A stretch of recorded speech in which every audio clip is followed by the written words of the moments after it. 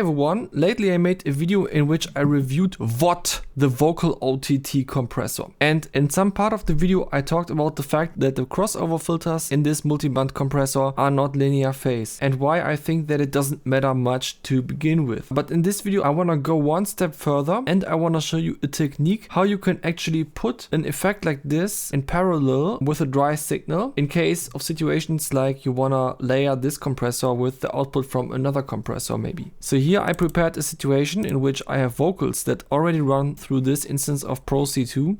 I need some vocals for this YouTube video.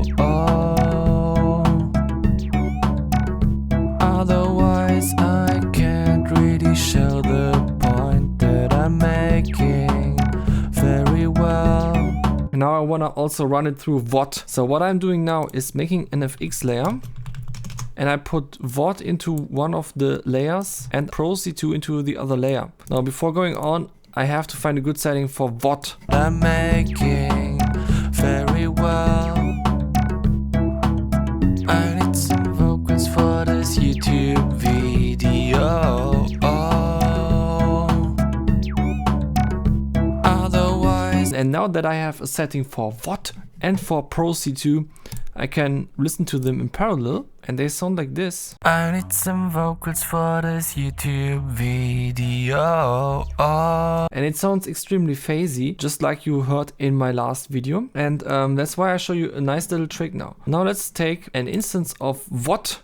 And you have to make sure that it is an instance that was copied from the instance that you're currently using, so that the crossover filters are on the same frequencies. Then you put it on the track where you have the other compressor, and then you just turn down all of the dynamic effects so that it essentially doesn't compress in any way, so that it only really processes the crossover filters and imposes them on the sound, because crossover filters are completely invisible when they are not moving. And that's why it now sounds like this. I need some vocals for this YouTube video.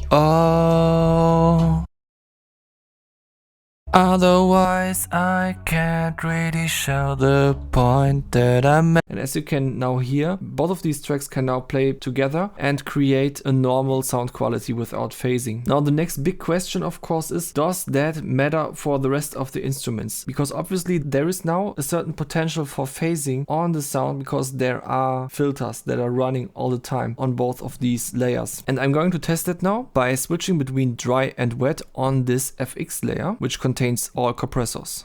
I need some vocals for this YouTube video. Otherwise I can't really show the point that I'm making very well. And I would say both on 0% mix and on 100% mix, the relation to the other instruments is basically the same. So they are far away from the sound of the vocals enough for little filters being on the vocals not to matter at all. Of course, now if I try to drive it mix on something else than 0 or 100, I need some vocals for this. I would get phasing again, because then it would again create a situation in which there is no multiband effect on one of the signals that is played with the other in parallel. So this technique only works as long as you put VOT instances on all of the parallel layers and then play them equally side by side to each other.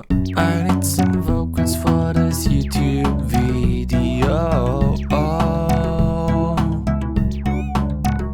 Otherwise I can't really show the point that I'm making very well.